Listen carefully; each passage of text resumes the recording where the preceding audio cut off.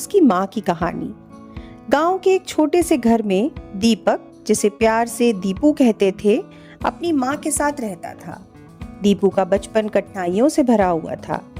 उसके पिता का देहांत तब हुआ था जब वह मात्र 5 साल का था। उसकी माँ, जिसे सब सावित्री कहकर बुलाते थे, ने अपने बेटे की परवरिश में अपनी पूरी जिंदगी समर्पित कर दी थी। सावित्री के लिए दीपू ही उसका सब कुछ था और दीपू के लिए उसकी माँ ही उसकी दुनिया थी। दीपू की माँ ने सिलाई का काम शुरू किया ताकि घर चल सके। वह सुबह देर तक, रात तक बैठकर कपड़े सिलती थी। गांव के लोग उसके हुनर की तारीफ करते थे, लेकिन इस मेहनत से उसे बहुत कम पैसे मिलते थे। फिर भी उसने कभी हार नहीं मानी और दीपू को पढ़ाई से जोड़े रखा। सावित्री का सपना था कि दीपू पढ़ लिख कर एक अच्छा इंसान बने और अपने पैरों पर खड़ा हो। उसने कभी अपने दुखों की शिकायत दीपू से नहीं की, बल्कि उसे हमेशा हिम्मत और विश्वास दिया।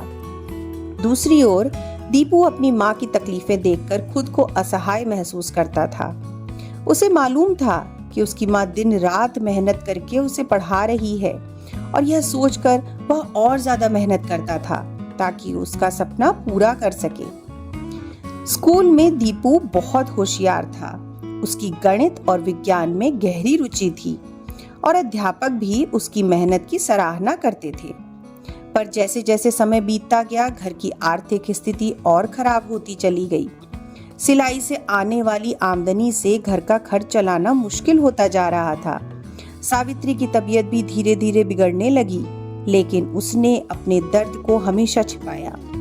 एक दिन सावित्री की तबीयत इतनी बिगड़ गई कि उसे अस्पताल ले जाना पड़ा। डॉक्टर ने कहा कि उन्हें जल्द ही इलाज की जरूरत है, नहीं तो उनकी हालत और खराब हो सकती है। इलाज के लिए पैसे की जरूरत थी, लेकिन उनके पास कुछ भी नहीं था। दीपू का दिल टूट गया। वह जानता था कि अपनी माँ के लिए क्या करे।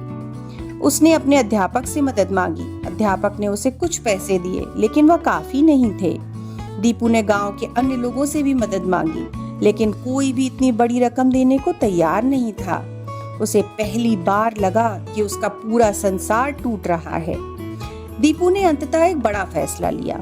उसने अपनी पढ़ाई छोड़ दी और गांव के पास वाले शहर में जाकर एक चाय की दुकान पर काम करना शुरू कर दिया। वह सुबह सुबह उठकर चाय बेचता और रात को थका हारा घर लौटता।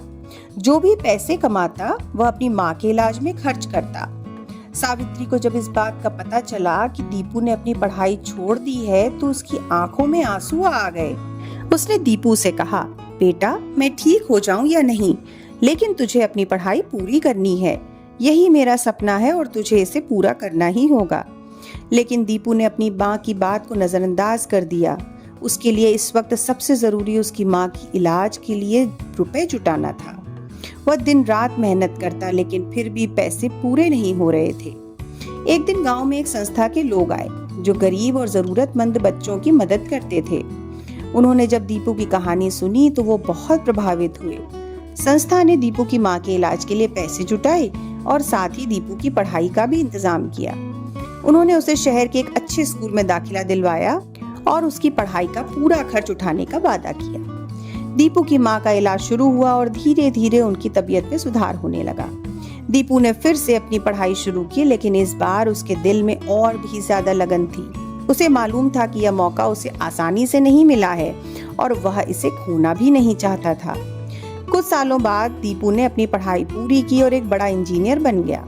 उसकी कड़ी मेहनत और संघर्ष से उसे वहां पहुंचाया जहां उसकी माँ उसे देखना चाहती थी। जब दीपू पहली बार अपने ऑफिस से सैलरी लेकर घर आया तो उसने अपनी माँ के पैर छूते हुए कहा, माँ, आज तुम्हारा सपना पूरा हो गया। सावित्री की आंखों में खुशी के आंसू थे।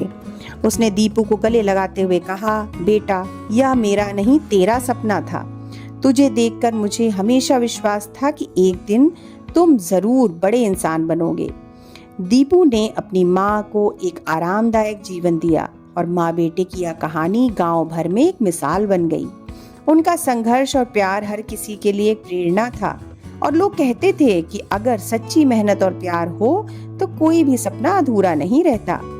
दीपू और उसकी माँ का रिश्ता सिर्फ माँ बेटे का नहीं था, बल्कि वह दो साथियों का था जो हर मुश्किल से मिलकर लड़ते थे। इस कहानी से यह सीख मिलती है कि चाहे कितनी भी कठिनाइयां क्यों ना हो, सच्चा प्यार और समर्पण किसी भी मुश्किल को पार कर सकता है। धन्यवाद।